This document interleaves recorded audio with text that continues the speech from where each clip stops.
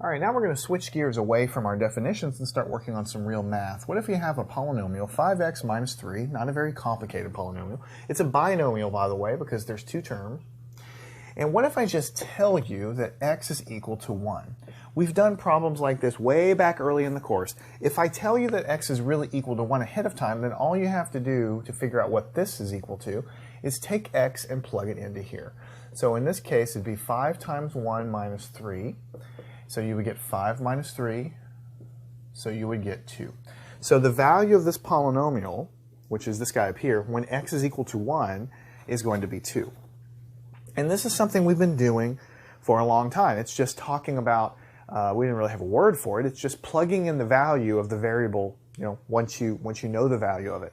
It was just really mostly getting you used to the concept that these expressions here have variables. The variable can be any number you want.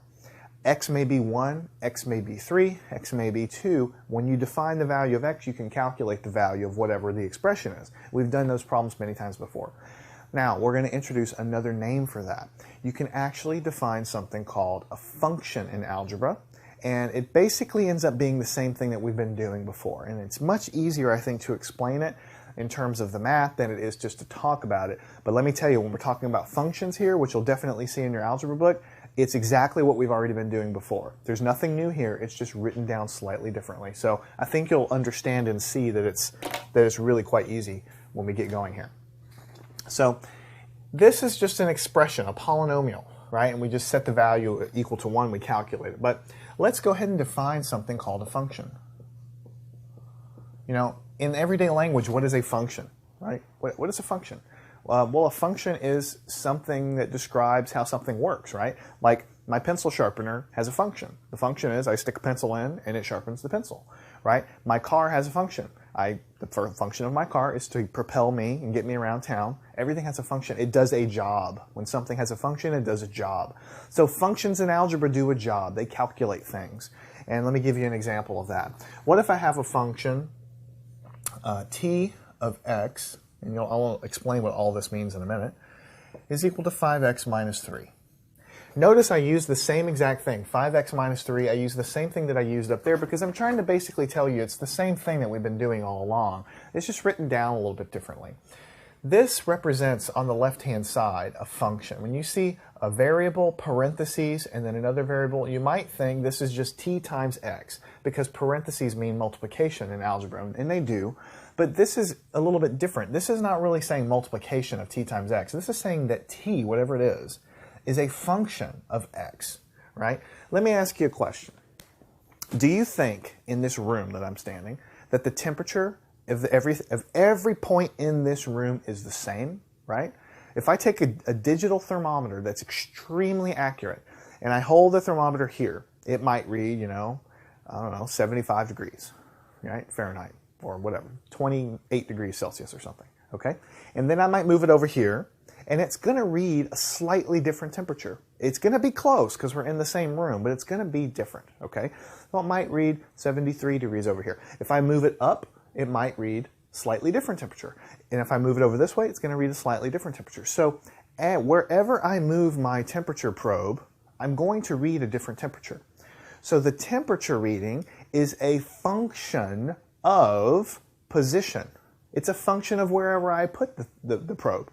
When I measure the temperature here, it's going to be different than when I measure it over here. It's going to be different when I measure it over here. So it's a function of position. In algebra and in physics and other classes, we usually use x to talk about the position. So basically, you would say the temperature is a function of x. X might be 0 right here, and then 1 centimeter over here might be x is equal to 1. 1 more centimeter, x is equal to 2, x is equal to 3, x is equal to 4, x is equal to 5. So you kind of have like a number line right in front of you here, where x is equal to 0 is over here, 1, 2, 3, 4, 5. And then if you go the other way, x is equal to -1, -2, -3, -4, -5. So you have kind of like a grid right in front of you, values of x. And as you move the probe this way, it's bigger x. When you move the probe that way, it gets to 0, and then it goes to -x, right? And so wherever I put my probe, I'm getting different temperature readings. It's a function of x, a function of position. And that's what I've written down here without telling you. This T is representing, let's just say, the temperature in this room along a line, right? Not everywhere, just along some line. And it's a function of X. It's a function of wherever I put the probe. So if I measure the temperature here, and I measure the temperature over here, and then over here, and then over here, it's all going to be the same. Now, I'm just saying for the sake of argument that this temperature as a function of X is equal to this expression. So what I can do is, this is telling me what it's a function of. This variable is always going, whatever it is always going to pop up over here, because I'm saying it's a function of X, so it has to be present over here in the math. So if I put in X is equal to 0 here, what am I going to get? 5 times 0, 0, minus 3 is negative 3. So obviously this does not really represent the temperature in this room, but if it did, then what it's saying is that at X is equal to 0, the temperature is negative 3 degrees. That's what it's saying. If I put X is equal to 1 in here, 5 times 1 is 5, minus 3 is 2. That means that at X is equal to 1, when I go to 1 centimeter to the right, the temperature is going to be 2 degrees. And so I can plug in different values of X and put them in here and calculate different values of temperature, because that's what I've actually defined this function to represent. So in the biggest possible picture, functions in algebra are very, very practical, because that's what you really use algebra for. All the stuff we've done so far, it's kind of been just sort of like just to teach you how to use algebra. But really, functions are really when you start rolling up your sleeves and using algebra. Here we're talking about temperature as a function of position in the room. But I might have a function that's pressure as a function of altitude, right? When I go up towards space, the pressure gets lower, lower, lower as I go, and then eventually I get where there's no air and there's no pressure at all. Well, I can make a function so that I can plug in values of my altitude, and then I will calculate the pressure. That is a function. It's a function of altitude, right?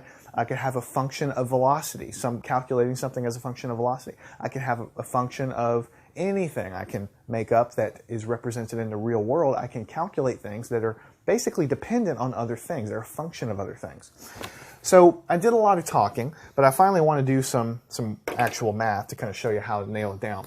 If you want to calculate this temperature, getting back to our temperature example, as a function of position, then if I want to calculate it at X is equal to 2, then I just put a parentheses in here. This is not T times 2. This means the temperature as a function of position at X is equal to 2, right? That's the same thing as saying that X is equal to 2. It's the same thing as saying X is equal to 2 in here. You just write the 2. I'm just kind of showing you here. Then what you do is 5 times 2 minus 3, 10 minus 3, right?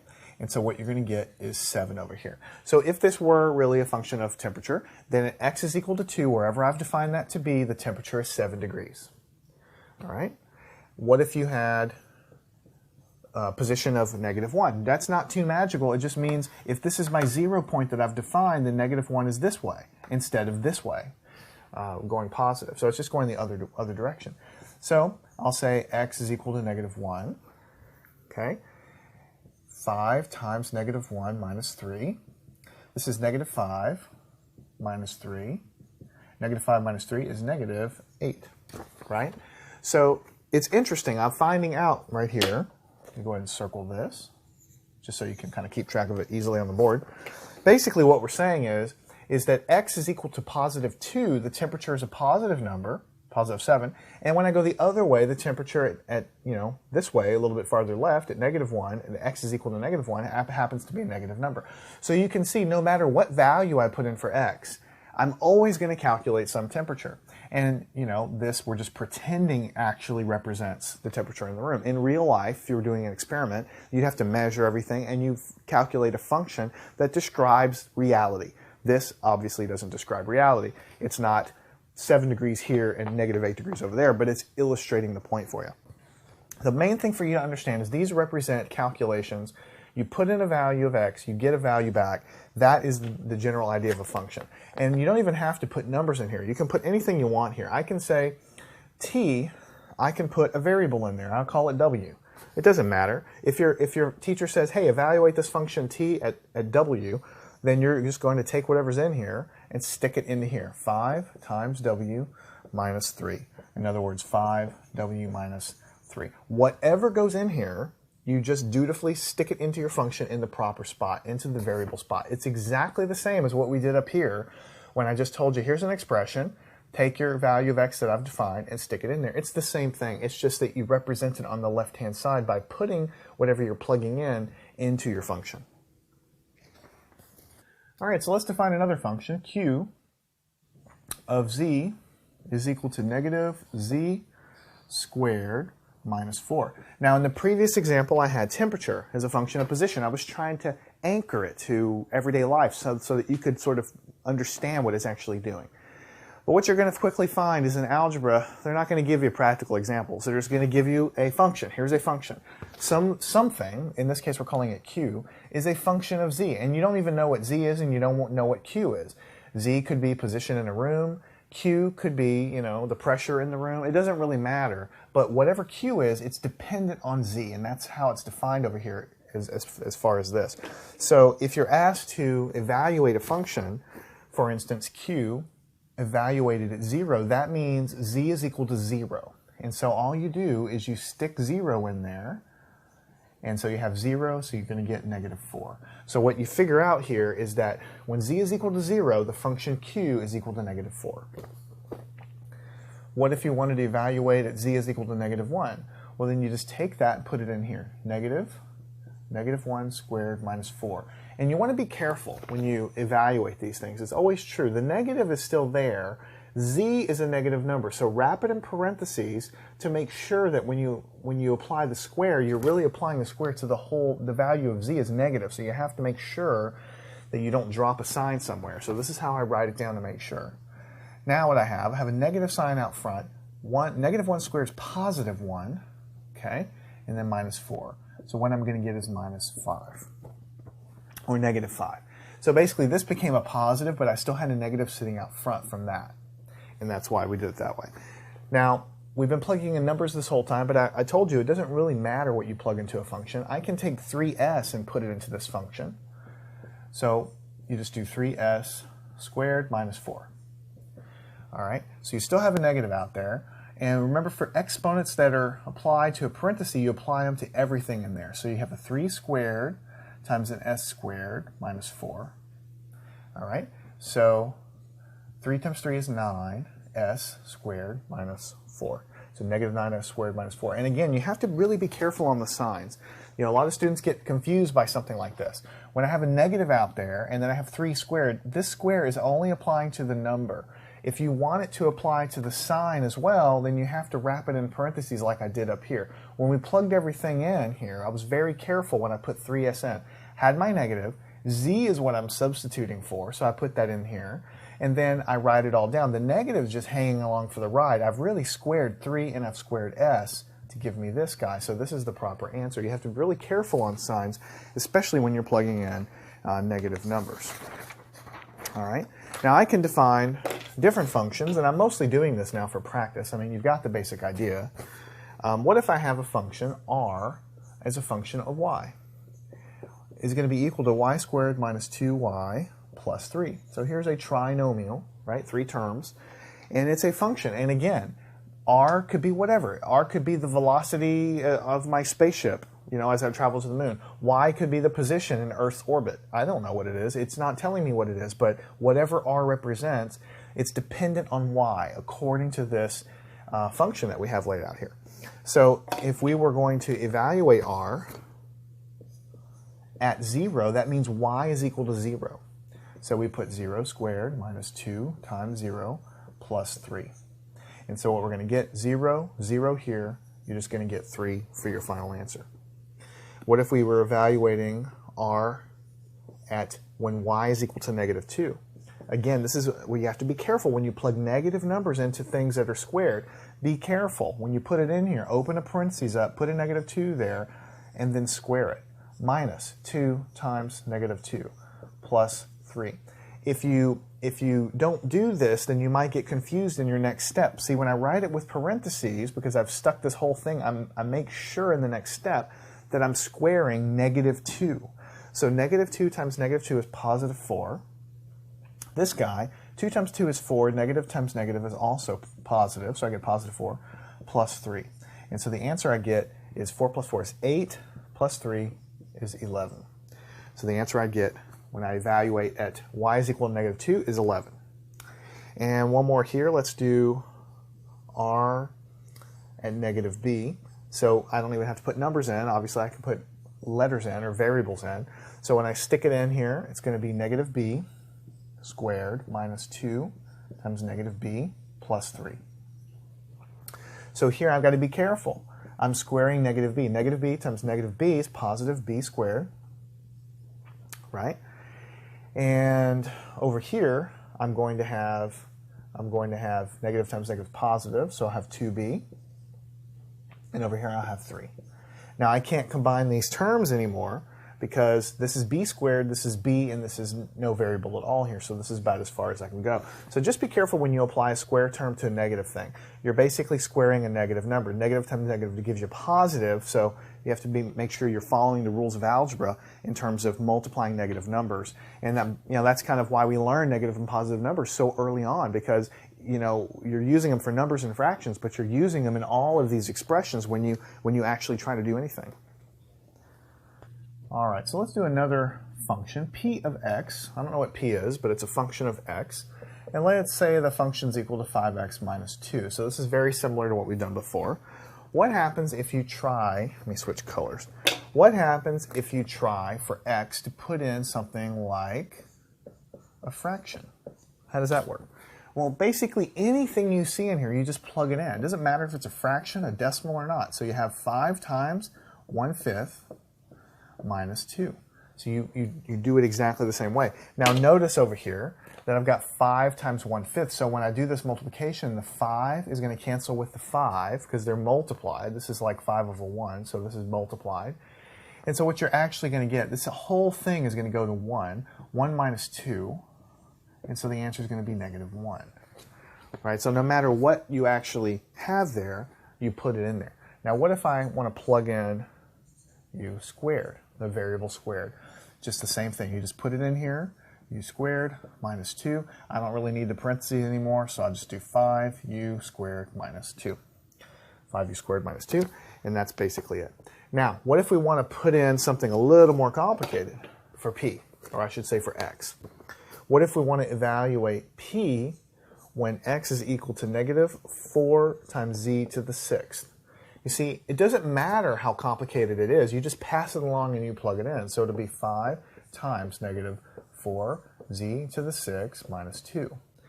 So that's why I'm wrapping it in parentheses to make it clear. So what we have here, negative times positive is negative.